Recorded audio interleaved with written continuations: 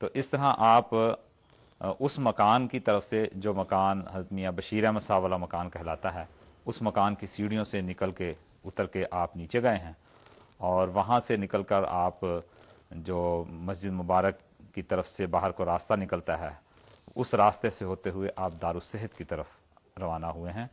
ورنہ عام طور پر جب آپ سفر کرتے تھے قادیان سے تو یکا ہمیشہ مسجد مبارک کے پاس آ جایا کرتا تھا، یکے یہیں کھڑا ہوا کرتے تھے، جب سفر ختم ہوتا تھا تب بھی یکا یہاں تک آتا تھا۔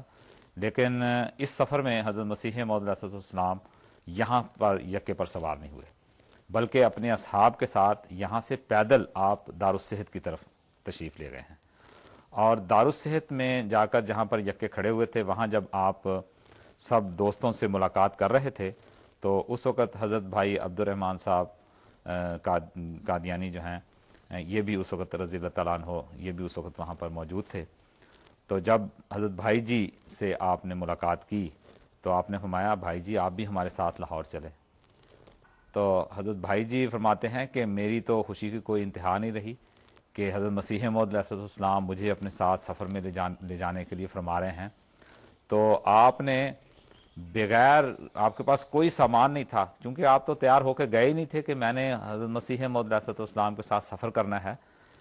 اور کوئی چیز بھی نہیں لی، کوئی کپڑا نہیں لیا۔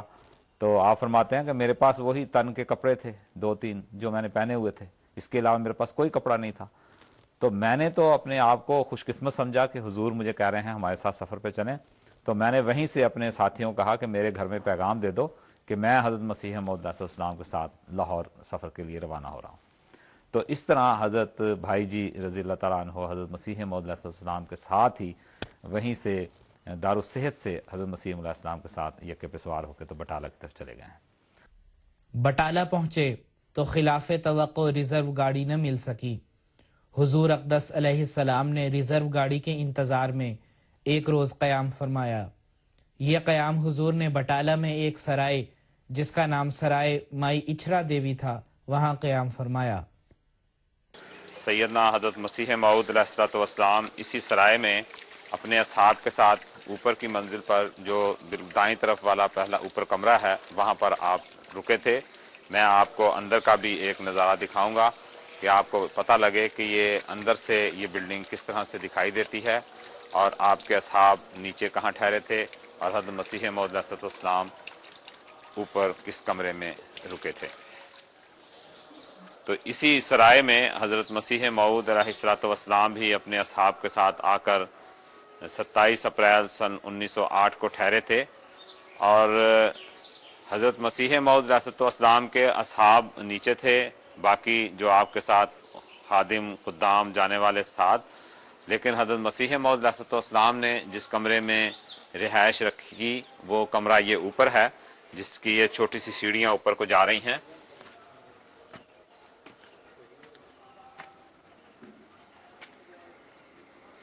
یہ چھوٹا سا کمرہ ہے، اور کیونکہ ہوادار بھی ہے، اس کے دونوں طرف دروازے ہیں، اس طرف بھی دروازہ ہے، اس طرف بھی دروازہ ہے، کھڑکی بھی ہے، تو اس لحاظ سے گرمی کے لحاظ سے ہوادار ہونے کی وجہ سے اور اوپر ہونے کی وجہ سے سیدنا حضرت اقدس مسیح موعود علیہ السلام اسی کمرے میں ٹھہرے تھے۔ اور پھر اگلے دن 28 اپریل سن 1908 کو حضرت مسیح موعود علیہ السلام نے بٹالہ سے بذریعہ ٹرین لاہور کا سفر اختیار کیا تھا۔ تو حضور پھر بٹالے سے امرتسر میں جب لوگوں کو اطلاع پہلے سے تھی کہ حضور تشریف لا رہے ہیں، تو حضور کے دیدار کے لیے جتنے بھی امرتسر کے احمدی تھے اور گرد و نواح کے احمدی تھے وہ پلیٹ فارم پہ جمع ہو گئے، اور راوی بیان کرتے ہیں کہ جگہ نہیں مل رہی تھی وہاں پر۔ بعض غیر احمدیوں کو حضور نے اندر بلا لیا اور ان سے آپ نے وفات مسیح کے تعلق سے بعض باتیں کی، اور جب سگنل ہوا تو وہ نیچے اتر گئے، اور اس کے بعد ٹرین لاہور کے لیے روانہ ہوئی۔ حضرت مسیح موعود علیہ السلام کی زندگی ہمیشہ ہی معمور الاوقات رہی، مگر لاہور تشریف لا کر تو حضور کی مصروفیات کا رنگ ہی اور ہو گیا، اور گو آپ بظاہر تبدیلی آب و ہوا کی نیت سے یہاں آئے تھے، مگر یہاں تشریف لاتے ہی آپ اس طرح پیغام حق میں مصروف ہو گئے کہ یوں نظر آتا تھا کہ گویا عظیم فاتح جرنیل ہے جو ایک دوسری منزل پر روانہ ہونے سے قبل اپنا کام تیزی سے ختم کرنے کی فکر میں دن رات ایک کیے ہوئے ہے۔ حضور علیہ السلام حسب معمول نمازوں کے اوقات میں باہر تشریف لاتے، خدام اور زائرین کا ان اوقات میں ایک ہجوم ہو جاتا اور حضور علیہ السلام اپنی پاک مجلسوں میں ایمان و عرفاں کے نکات بیان فرماتے۔ ملاقات کرنے والوں میں رؤسا، سیاسی لیڈر، مسلمان، سکھ اور ہندو، غرض یہ کہ ہر طبقہ کے لوگ شامل ہوتے اور فیض اٹھاتے، اور جن سعید روحوں پر حق کھل جاتا وہ آپ کی بیعت میں شامل ہو جاتے۔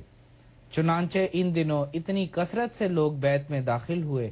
کہ اخبار بدر میں ان کی اشاعت مشکل ہو گئی۔ سیدنا حضرت اقدس مسیح موعود علیہ السلام نے قیام لاہور کے دوران صرف تقاریر کے ذریعہ ہی اتمام حجت نہیں فرمائی،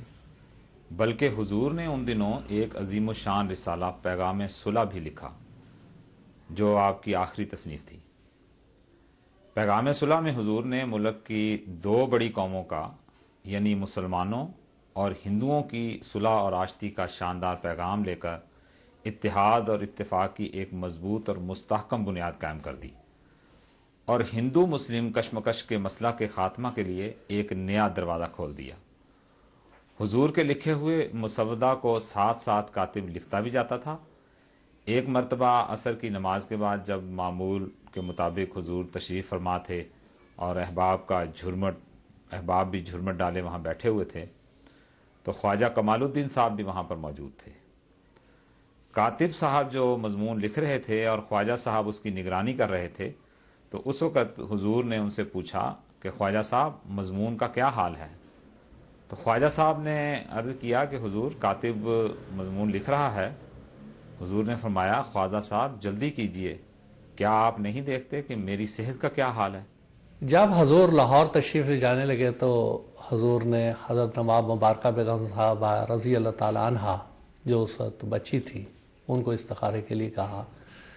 تو استخارے کے بعد انہوں نے خواب میں دیکھا، جس کا انہوں نے بعد میں ذکر بھی فرمایا، کہ میں اپنے صحن میں ہوں اور گول کمرے کی طرف میں آ رہی ہوں، اور میں نے دیکھا حضرت مسیح موعود علیہ السلام کچھ لکھ رہے ہیں، اور حضرت مولوی عبد الکریم صاحب رضی اللہ تعالیٰ عنہ جو کہ 1905 میں فوت ہو چکے تھے 3 سال پہلے،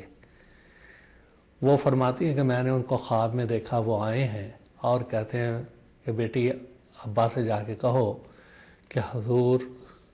صلی اللہ علیہ وسلم اور آپ کے صحابہ آئے ہیں آپ کو لے جانے کے لیے۔ تو وہ خواب نواب مبارکہ بیگم صاحبہ نے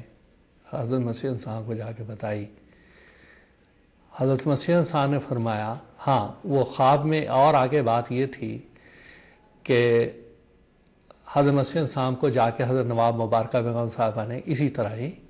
پیغام دیا حضرت مولانا عبد الکریم صاحب رضی اللہ تعالیٰ عنہ کا۔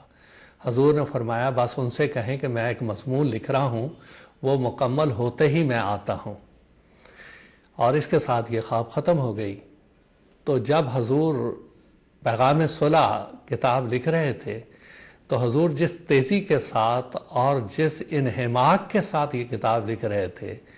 تو حضرت نواب صاحبہ بیان کرتی ہیں کہ مجھے یہ خدشہ ہوا اور بار بار یہ میں اپنا خیال دل سے نکالتی تھی، مجھے وہ خواب یاد آ جاتا تھا۔ اور اس خواب کو جب حضرت مسیح صاحب نے سنا تو حضور نے فرمایا یہ خواب اپنی اماں کو نہ بتانا۔